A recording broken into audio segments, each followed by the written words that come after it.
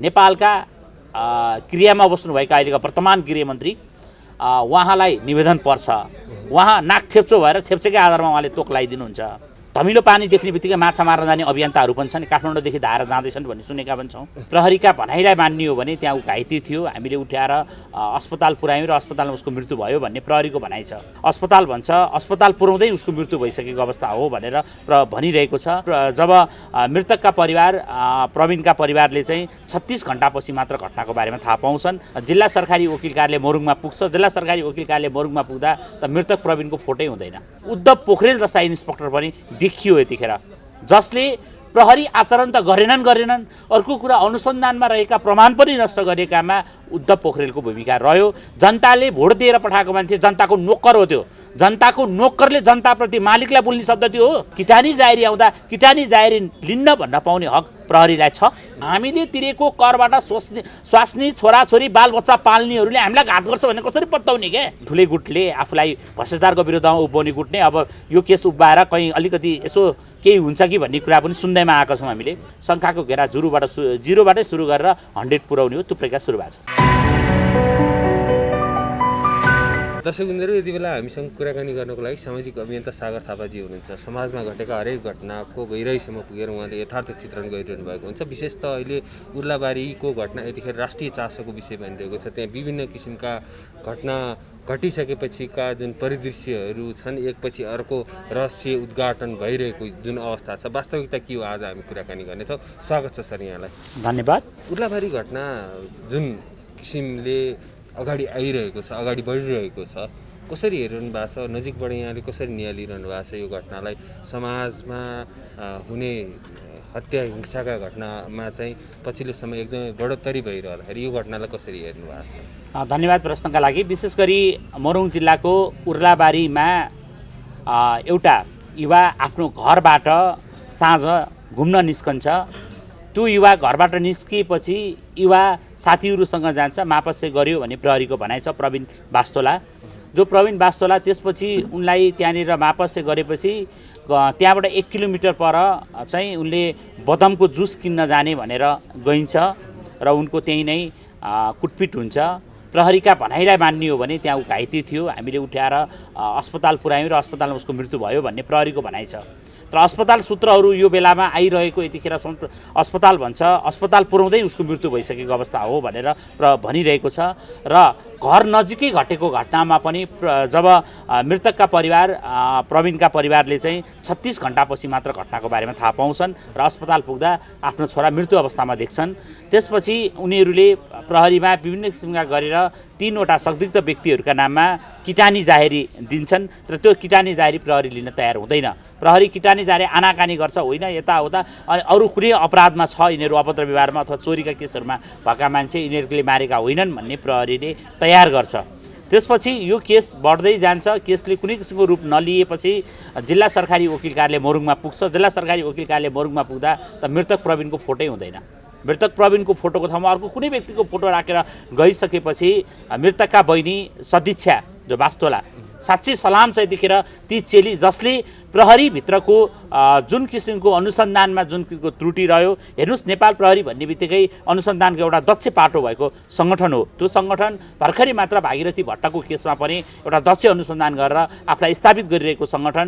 त्यो सङ्गठनमा यतिखेर उद्धव पोखरेल जस्ता इन्सपेक्टर पनि देखियो यतिखेर, जसले प्रहरी आचरण त गरेनन्। अर्को कुरा, अनुसन्धानमा रहेका प्रमाण पनि नष्ट गरेकामा उद्धव पोखरेलको भूमिका रह्यो। त्यसैले यो घटना संदिग्ध छ। तपाईँले भने जस्तै घटना धेरै मोडबाट आइसकेको छ। अब यतिखेर उर्लाबारीका मेयर फागुको केस कुरा गर्ने हो भने पनि एउटा जनप्रतिनिधिले बोल्ने भाषा साँच्चै नै जङ्गलमा कहीँ बसेर एउटा, अब मलाई लाग्छ यतिखेर उनले आफूले भनिरहेको कुरा गर्दा मलाई जागिर हो र तिमीले दिएको जागिर हो र भन्ने किसिमका जुन अभिव्यक्ति पनि मागेका छन् उनले। माफी माग्नुसँग होइन, गर्ने बेलामा जथावही गर्ने अनि बोल्न पाइन्छ। जनताले भोट दिएर पठाएको मान्छे जनताको नोकर हो। त्यो जनताको नोकरले जनताप्रति मालिकलाई बोल्ने शब्द त्यो हो। ऊ नोकर हो जनताको, म सेवा गर्छु भनेको। जनताको सेवा गर्छु मलाई मत देऊ भनेर आएको नोकरले मालिकसँग गर्ने व्यवहार थियो। जनताको भनेको हाम्रा प्रतिनिधिहरू भनेका जो प्रतिनिधि हुन् ती भनेका जनताका नोकर हुन्, सेवक हुन्। अब हेर्नुहोस् यहाँ त नेपालमा एउटा अनौठो रोग छ क्या, पेसा के भन्दा राजनीति लेख्छन् क्या। संसारमा कहीँ पनि चल्दैन, पेसा राजनीति हुँदैन। राजनीति भनेको त के हो भन्दाखेरि जनताको सेवा गर्ने हो। म जनतालाई सेवा गर्छु भन्ने मान्छेले अनि जनतासँग गर्ने व्यवहार हेर्नुहोस् त, त्यो निकृष्ट व्यवहार हो। हेर्नुहोस् त, हुन त उनले केही समय अगाडि लकडाउनको समयमा जुन बेलामा उनको कार्य प्रशंसनीय थियो, देशकै उदाहरण लायकको काम गर्ने मेयर हुन्, तर पछिल्लोचोटि उनलाई खोइ केले अहमताले छोयो वा उनको मती अथवा उनको पनि त्यस्तो संलग्नता हो कि भन्ने आशंका यतिखेर उर्लाबारीवासीहरूले उठाइरहनु भएको छ। उर्लाबारीवासी यतिखेर उठिरहेका छन् नि, जसरी सत्य तथ्य बाहिर आउनु पर्यो भनेर विभिन्न आशंका पनि त्यहाँ प्रस्तुत गरिरहेका छन्। के भएको हुन सक्छ वास्तवमा? होइन, अब एउटा कुरा चाहिँ प्रश्न के छ भने जुन घटनामा प्रवीण वास्तोलाको हत्या भयो, प्रवीण वास्तोला भन्ने बित्तिकै प्रवीण वास्तोला चाहिँ को हो त भन्ने कुराले महत्त्व राख्छ। एउटा युवा घरबाट साँझ घुमफिरमा निक्लिएको छ र ती बसेर साथीहरूसँग रमाइलो गर्यो अथवा के गर्यो, उसले खायो होला। खाइसकेपछि उसलाई त्यहाँबाट केही पर लगेर उसलाई कुटपिट भएको छ हो भने पनि प्रहरीले ती विषय कुट्ने मान्छे को हो त, त्यो कुरो पनि त अनुसन्धानको पाटो हुनसक्छ नि। अनि जब अभियुक्त फलानो फलानो हो भनेर परिवारको तर्फबाट चाहिँ किटानी जाहेरी आउँदा किटानी जाहेरी लिन्न भन्न पाउने हक प्रहरीलाई छ? प्रहरीलाई त्यो हक पनि छैन। र यदि फेरि अर्को कुरा मैले यहाँनिर परिवारलाई पनि अलिकति किन जोड्न चाहेँ भन्दा, हुन त हेर्नुहोस् अहिले सदिच्छा बाहिर भएको कारणले सदिच्छा जब उर्लाबारी पुगेपछि घटनाले नयाँ रूप लिएको हो होइन। अनि त्यो बिचमा चाहिँ उहाँहरूले यति त्यहाँ उजुरी नभएको भए उहाँहरू अरू पनि निकाय थिए, जिल्ला सरकारी वकिल कार्यालय जान सकिन्थ्यो अथवा अदालतमा गएर पनि जाहेरी दिन सक्ने अवस्था हो। तर त्यो चिजहरू किनभने अब सबैले सबैलाई कुरा बुझेका हुँदैनन्, त्यो कुरा पनि हो। प्रहरीले न्याय दिन्छ कि भन्ने आशा, हेर्नुहोस् हामीले तिरेको करबाट स्वास्नी छोराछोरी बालबच्चा पाल्नेहरूले हामीलाई घात गर्छ भने कसरी पत्ताउने क्या? त्यसैले गर्दा त्यो घात भयो। त्यस कारणले गर्दा हेर्नुहोस्, अब यो सामान्य त्रुटि होइन। किन सामान्य त्रुटि होइन भने अनुसन्धान गर्दा प्रहरी निरीक्षक उद्धव पोखरेल मात्र होइन, त्यहाँ एउटा टिम छ, त्यहाँ एउटा अपराध सम्बन्धी शाखा होला त्यो उर्लाबारी इलाका प्रहरी कार्यालयमा। त्यसका अनुसन्धान गर्ने प्रहरी सहायक निर्देशक होला अथवा प्रहरी नायब निर्देशक होला अथवा प्रहरी हवलदारहरू को छन् त्यो संलग्न, ती सबैलाई कारबाहीको यसमा मुद्दा लगाउनुपर्छ। तिनीहरूलाई पनि एउटा अनुसन्धानको दायरामा ल्याइनुपर्छ र प्रचलित प्रमाण नष्ट गरेको आधारमा प्रचलित कानुनअनुसार कारबाही गरिनुपर्छ। किनभने हेर्नुहोस्, अपराध गर्नु मात्र विदेशबाट यतिखेर दबाब आइरहेको छ नि, घटनाको सत्य तथ्य बाहिर एकदम हेर्नुहोस्। किनभने हामीसँग धेरै उदाहरणहरू छन्। बहुचर्चित घटना निर्मला पन्थको घटनाले पुग्यौँ भने पनि निर्मला पन्थको घटनामा विभिन्न किसिमका ड्रगहरू प्रयोग गर्दा पनि अपराधमा प्रमाण देख्न सकिएन, किनकि पखालिएको अवस्था। फेरि अनुसन्धानको दायरा चाहिँ अलिक फरक तरिकाले अगाडि बढाइसकेको छ। गृहमन्त्रीले भनिसक्नु भएको छ नि, अब छिट्टै नै हामी नजिक पुग्दैछौँ, पन्जामा आउँछ, हाम्रो पन्जामा आउँछ अपराधी भनेर भनिसक्नु भएको छ। खै अब गृहमन्त्रीले के भन्नुभयो त्यो त गृहमन्त्रीको पाटो होला होइन। गृहमन्त्री हेर्नुहोस्, हाम्रो गृहमन्त्रीसँग यतिखेर सायद अब त उहाँहरूको बिदा हुने समय पनि छ। अब हिजोबाट त उहाँलाई 13 दिनको यो हाम्रो हिन्दूहरू हामी हिन्दूवादी भएको हुनाले चाहिँ 13 दिनको काजक्रिया समय भने जस्तो भएको छ क्या उहाँहरूलाई। यो क्रिया समय हो 13 दिन भनेको क्या उहाँहरूलाई। त्यस कारणले उहाँहरू बिदा हुँदै हुनुहुन्छ। अब यस्ता क्रिया गर्ने व्यक्तिहरूका बारेमा के पो टिका टिप्पणी गर्न सक्छौँ? किनभने एउटा अभियन्ता विनयजङ बस्नेतकै कुरा यहाँनिर मैले अलिकति जोडेँ। विनयजङ बस्नेतको हकमा चाहिँ जसले आफूलाई अन्याय भयो भनेर जुन कुरा उठाइरहेका व्यक्तिले उनका परिवार उनका मातापिताले आएर मेरो छोरीलाई यौनजन्य हिंसा भयो भन्छन्, त्यसको केही दिन पछाडि आएर उनले चाहिँ अभद्र व्यवहार मुद्दा हाल्छिन् र अनि अहिले प्रहरी चाहिँ के लाउने मुद्दा, अब के लाउने, अभद्र व्यवहारमा पनि सकिन लायो, अब के लाउने भनेपछि चाहिँ होइन साइबर लाउने भनेर साइबरमा पनि अनुसन्धान हुँदैछ रे भनेर केही अभियन्ता भन्नेहरूले भनिएको भन्ने कुरा सुन्या छ। तर अहिलेसम्म तपाईँसँग यतिखेर बोलिरहँदासम्म त्यो मुद्दा लगाएको अवस्था होइन, किनभने साइबर मुद्दा लाएको छैन र साइबर मुद्दा लाउनको लागि उसँग प्रमाण हुनुपर्छ। प्रमाण कहीँ कतै केही देखिएको अवस्था होइन। अब फरेन्सिक टेस्टले के देखाउँछ भन्ने कुरा हो भने हेर्नुहोस्, अब कतैबाट आएको पोस्ट हो भने त्यो पनि अपराध दौन सक्छ। उनले त पोस्ट गरेको देखिँदैन, कसैलाई सेयर गरेको पनि देखिँदैन। अब यहाँनिर अर्को 1-2 जना अभियन्ताले पनि पोस्ट गरेको हो भन्ने कुरा पनि चर्चा छ यहाँ बजारमा, यतिखेर हल्ला खल्ला छ। त्यसैले गर्दा त्यो पनि प्रहरी अनुसन्धानकै पाटोमा होला, प्रहरी बोल्ला त्यो विषयमा।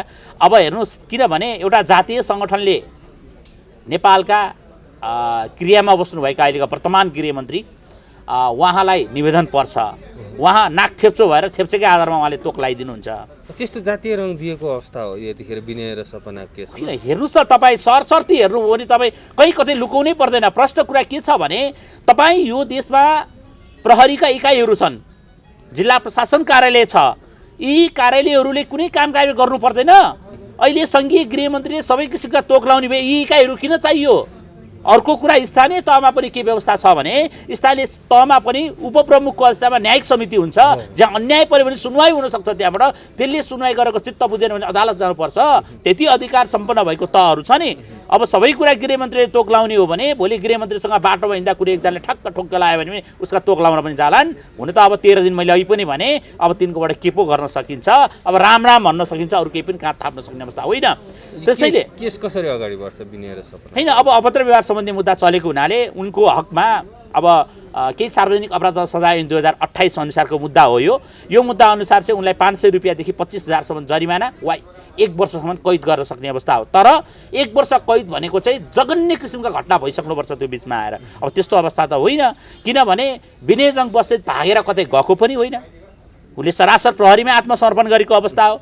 किनकि यदि विनयजङ जाने हो भने उनी यो जब त्यो विषय आइसकेपछि विनयजी नेपालगञ्ज पुगेका छन्, उतैबाट पारी जान्थ्यो होला, त्यो पनि हुन्थ्यो होला। तर त्यो अवस्था पनि होइन, अथवा उनले त्यहाँ बस्दा बस्दै उनले अदालत जान्थे होला, अदालतबाट एसिड अर्डर लिएर उनी बत्थे होला, त्यो पनि गरेका छैनन्। त्यसैले गर्दा विनयजङले कानुनलाई सम्मान गरेका छन्। सम्मान गरेकै आधारमा प्रमुख जिल्ला अधिकारीले सम्मानित निर्णय दिनुहुन्छ होला। हुन्छ, अब उर्लाबारीकै घटनाको विषय जोड्दाखेरि चाहिँ अब आगामी दिनमा चाहिँ यसले अझै उग्र रूप लिने देखिन्छ, अथवा अघि तपाईँले जोड्नुभयो निर्मला काण्ड जस्तै यो चाहिँ अलिकति लामो समयसम्म पनि चल्न सक्छ भन्ने त्यो सङ्केत गर्नुभयो। कसरी अगाडि बढ्ने देखिन्छ अहिलेको यो समग्र परिदृश्यहरूलाई हेर्दाखेरि? यतिखेर उर्लाबारीमा आज पनि बिहान 7 बजेदेखि नै इलाका प्रहरी कार्यालय घेराउ गरिरहेका छन्। जनताको आवाज उठिरहेको छ र त्यसमा धेरै एकबद्धताहरूको कुराहरू आएको छ। अब यहाँ हेर्नुहोस्, धमिलो पानी देख्ने बित्तिकै माछा मार्न जाने अभियन्ताहरू पनि छन्, काठमाडौँदेखि धाएर जाँदैछन् भन्ने सुनेका पनि छौँ। एउटा ठुलै गुटले आफूलाई भ्रष्टाचारको विरुद्धमा उभ्याउने गुट नै अब यो केस उभ्याएर कहीँ अलिकति यसो केही हुन्छ कि भन्ने कुरा पनि सुन्दैमा आएका छौँ हामीले। हाम्रा त्यस विषयमा चाहिँ त्यहीँको स्थानीय लोकल रहनुभएका अभियन्ता काया भण्डारीजीहरू पनि पुग्दै हुनुहुन्छ। यथार्थ त्यो कुरो हामी तपाईँहरूलाई फेरि राख्नेछौँ र सम्भवतः यो विषयमा शुक्रबारसम्म निर्कुल भएन भने म पनि पुग्छु शुक्रबार भन्ने हामीले तयारी गरेका छौँ। काठमाडौँदेखि जाँदै हुनुहुन्छ तपाईँ? एकदम हामी यथार्थपर के हो त, वास्तविक के हो, किन जब जुन विषयमा हामीले बोलिसकेपछि त्यो विषयको गहिराइमा पनि जानुपर्छ भन्ने हिसाबले त्यसको सोच बनाएका छौँ र बहिनी सदस्यसँग पनि सम्पर्कमा छौँ। के बुझ्नु भएको छ भन्ने कुरा पनि छ। उहाँको भनाइअनुसार चाहिँ मैले यो उठाएको कुरा जायज छ, यो कुरा प्रमाण नष्ट भएको हो, तर मसँग फोटोहरूको मैले यकिन खिच्न नदिएर मलाई खिच्न दिएको छैन, मलाई अन्याय गरेको छ भन्ने कुराहरू छ। अहिले प्रदेश प्रहरी कार्यालयले चाहिँ एउटा छानबिन समिति पनि बनाइसकेको छ र अनि अरू जिल्ला प्रहरी कार्यालय तहमा पनि छानबिन समिति बनाएको भन्ने कुरा बाहिर आएको छ र प्रहरी प्रधान कार्यालयले पनि यस विषयमा गम्भीर छ भन्ने कुरा पनि प्रहरीको भनाइहरू बाहिर आइरहेको छ। त्यसैले अब तपाईँले कुनै त्यसरी बुझ्नुभयो प्रहरी प्रशासनसँग? एकदम प्रहरी प्रधान कार्यालयसँग मैले कुरा गरेको छु र उहाँहरूले हामी गम्भीर छौँ भन्नुभएको छ र प्रहरीमा अपराध महाशाखा भन्ने एउटा अपराध अनुसन्धान महाविभाग भन्ने हुन्छ, त्यसले पनि यो घटनालाई चाहिँ अब शून्यबाट सुरु गरेर अनुसन्धान गर्छौँ भन्ने कुरा भएको छ र आशा लिउँ अपराधी त पक्रिएला, तर यसको पछाडिका रहस्यहरू अलिअलि आजभन्दा भोलिभन्दा बढी अलि पेचिलो बन्दै गएको हो कि भन्ने कुरा पनि छ।